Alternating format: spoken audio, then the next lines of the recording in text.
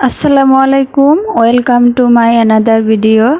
যে যেখান থেকে আমার এই ভিডিওটি দেখছেন, আশা করি আল্লাহর অশেষ রহমতে সবাই খুব ভালো আছেন। আলহামদুলিল্লাহ, আমরাও ভালো আছি। আবার একটি নতুন দিনে সবাইকে সুস্বাগতম। তো আজকের দিনটি ছিল ঈদের দিন। জানি ভিডিওটি হয়তো বা দিতে দেরি হয়েছে, তার পিছনেও অনেক কারণ আছে। তো এবার ভাবছি যে কি কারণে আমার ভিডিও দিতে দেরি হয় সেটা সামনের কোনো এক ব্লগে আপনাদের বা ভিডিওতে শেয়ার করব ইনশাআল্লাহ। ততক্ষণ পর্যন্ত সবাই আমাকে ক্ষমার দৃষ্টিতে দেখবেন। যদি ভিডিওটি ভালো লেগে থাকে তাহলে অবশ্যই সবাই আমার চ্যানেলটাকে সাবস্ক্রাইব করে পাশে থাকা বেল আইকন প্রেস করে দিবেন, যাতে ভিডিও ছাড়ার সাথে সাথে দেখতে পারেন। আর একটা লাইক, শেয়ার আর কমেন্টস তো অবশ্যই করবেন। চাইলে ফেসবুক থেকেও ফলো করতে পারেন, আর যারা করেছেন তাদেরকে অসংখ্য ধন্যবাদ। তো যেহেতু ঈদের দিন ছিল, সকালবেলা কিন্তু খুব ভোরেই উঠে গিয়েছি। যারা আমার আগের ভিডিও দেখেছেন তারা তো জানেন যে রাত্রেই আমি দুধটা খুব ভালো করে জাল করে রেখেছিলাম, যাতে সকালে উঠেই আমি সেমাইটা সবার আগে রান্না করতে পারি, কারণ সেমাই খেয়েই নামাজে চলে যাবে। তো এই তো দেখুন, এখানে কিন্তু আমি দুধটা জাস্ট এখন একটু হালকা গরম করে নিয়েছি, কারণ রাত্রেই একদম সুন্দরভাবে আমি জাল করে রেখে দিয়েছিলাম।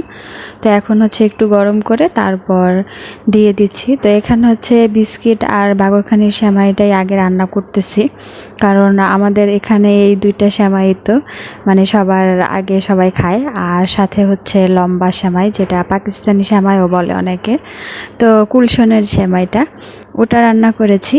তো এগুলো একটু যেহেতু গরম আছে, তো একটু আমি ফাঁকা করে রেখেছি ঠান্ডা হোক, তারপর ঢেকে রাখবো খুব ভালোভাবে। আর এই পাশে দেখুন, আমি কিন্তু মুরগির মাংসটা রান্না করে ফেলেছি, আর সাথে এখানে নবাবী সেমাইটাও রান্নার সব প্রস্তুতি করে নিচ্ছি। তো এই সেমাইয়ের রেসিপি কিন্তু আমার চ্যানেল আগেই দেওয়া আছে, তো তার জন্য আর বিস্তারিত দিলাম না। এখন মেয়েকে ডাক দিয়ে দিলাম, কারণ সে বলেছিল তাকে যেন আমি খুব সকালেই উঠিয়ে দেই। তো আর এই যে এখানে দেখুন, নামাজ পড়তে যাওয়ার জন্য কিন্তু একদম রেডি। তো ও নামাজ পড়তে চলে যাচ্ছে, আর যাওয়ার পরে বাকি যে আমার কাজগুলা সেগুলো আমি করে নেব। এই তো এখানে দেখুন, নবাবী সেমাইয়ের জন্য কিন্তু আমার সেমাইটা ভাজা হয়ে গেছে, আর এই পাশে তরকারিগুলো কিন্তু প্রায় হয়ে আসছে, কারণ নামাজ পড়ে এসে খিচুড়ি খাবে। তো তার জন্য আমি একটু তাড়াহুড়া করেই রান্না করতেছি। আর এই পাশে ক্রিমটার জন্য, নবাবী সেমাইয়ের যে ক্রিম হয় সেটার জন্য দুধ জাল করে নিচ্ছি। তো এই সব কিছু করতে করতে কিন্তু অনেকটাই টাইম চলে গেছে। আর ঈদ মানেই সেমাই, আর সকালবেলাটা যেহেতু একটু তাড়াহুড়া থাকে, তো আমি কিন্তু সেই জন্য তাড়াহুড়া করেই করে নিচ্ছি সব কিছু। এখানে খিচুড়ির জন্য সব কিছু একসাথে করে আমি ধুয়ে নিচ্ছি। আর যেহেতু এইবার আমার শ্বশুরবাড়ির একদম কাছাকাছি, তো এখানে কিন্তু সবাই বাসায় আসবে, তো সেই জন্য কিন্তু রান্নাটাও একটু জোরসোর দিয়েই করছি। কারণ এর আগে যে আমার আগের বাসা ছিল সেটা একটু দূরে ছিল, তো এখানে কি সবাই তেমন একটা যেত না ঈদের দিনটায়, তো সেই জন্য অল্প স্বল্প রান্না করলেও হয়ে যেত। আর এখানে নামাজ পড়েই কিন্তু সবাই আসা শুরু করে দিবে, তখন আর রান্নার বা গুছানোর টাইম পাবো না। আর এই তো দেখলেন যে সেমাইগুলো ঠান্ডা হয়ে গেছে, তো ওগুলো আমি একটু ঢেকে রেখেছি। আর আমার নবাবী সেমাইটাও হয়ে গেছে, এই পাশে মুরগির মাংসটাও হয়ে গেছে। তো এখন খিচুড়ি আর গরুর মাংস রান্না করব।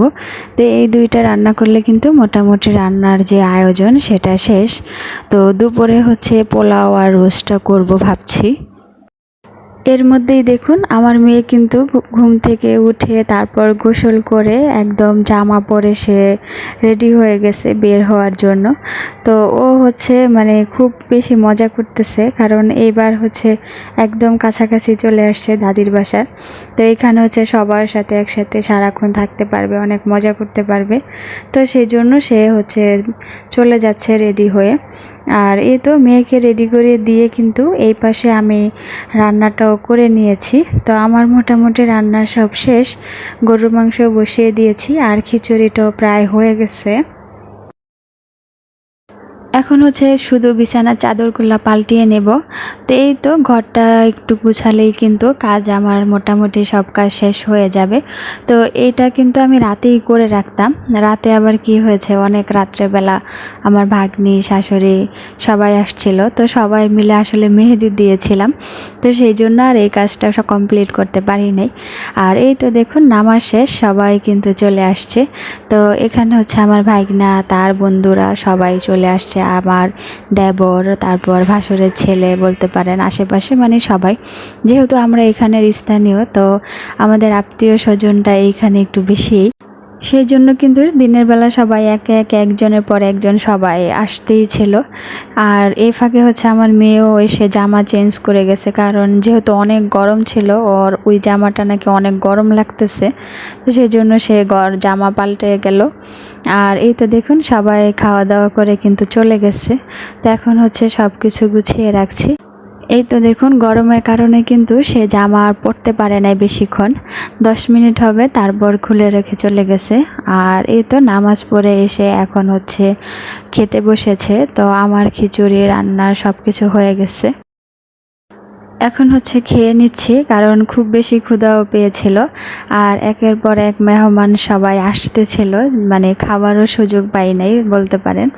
আর সারাদিনই কিন্তু সবাই আসছে একজনের পর একজন, তো ওরকমভাবে আসলে ভিডিও করা হয় না, কারণ অনেক পরিমাণে মানুষ থাকলে, মেহমান থাকলে সেখানে ভিডিও করাটা একটু মানে ঝামেলাই হয়ে যায়। আর যেহেতু আমি একা মানুষ, সবাইকে আপ্যায়ন করা তারপরে ভিডিও করা, তো একটু মানে সমস্যাই হচ্ছিল, তার জন্য বিস্তারিত অনেক কিছুই ভিডিও করতে পারিনি। তো এখন হচ্ছে মেয়ে আবার আসছে, মেয়ের সাথে যে খেলা করে সবাইকে নিয়ে, তো ওরা হচ্ছে খাওয়া দাওয়া শেষ করে, তো এখন বলতেছে যে একটু কোক খাবে, তো সেই জন্য বাচ্চাদেরকে একটু কোক দিচ্ছিলাম। আর এই যে দেখুন নীরবও চলে আসছে, তো এখানে আমার ভাসুরের মেয়ে, ননদ সবাই কিন্তু সব বাচ্চা পার্টি।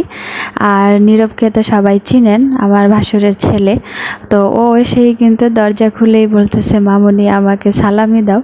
তো আমি বলতেছি সালামি তো অবশ্যই দিব, আগে বসো খাওয়া দাওয়া করো তারপর দিব। তো ওর কাকা যখন 2টা নোট দিছে, বলতেছে না 2টা দিও না, আমাকে একটা সালামি দাও, কারণ সবাই তো আমাকে একটা করেই নোট দিচ্ছে। তো ছোট মানুষ মানে খুব মজা পেলাম। আর এই তো দেখুন সবার শেষ করে কিন্তু বিকালে বসে আমি একটু মেহেদি দিয়েছি। আর এইখানে দেখুন আমার মেয়ে হচ্ছে সালামি নিয়ে বসে বসে গুনতেছে। আর বিকাল টাইমে হচ্ছে মা আর আব্বাও আসছিল, তো প্রায় 10 বছর পরে হচ্ছে বাবা মার সাথে হচ্ছে ঈদের দিনটা মানে কাটাতে পারছি, সেই জন্য খুব বেশি ভালো লাগতেছিল। কারণ আমার বিয়ের পরে কিন্তু আমি কখনোই আমার বাবা মার সাথে ঈদের দিনটা কাটাতে পারি নাই, কারণ কখনোই যাওয়া হয় না বা আব্বা আম্মাও কখনো আসে না। আর এই বছরই প্রথম হচ্ছে মা আর আব্বা অনেক জোরাজুরি করার পরে আসছে, তাও বিকালে। তো সেই জন্য কিন্তু এবারের ঈদটা আমার জন্য একটু স্মরণীয় হয়ে থাকবে। আর আজকের ভিডিওটা এই পর্যন্তই, আশা করি সবার ভালো লেগেছে।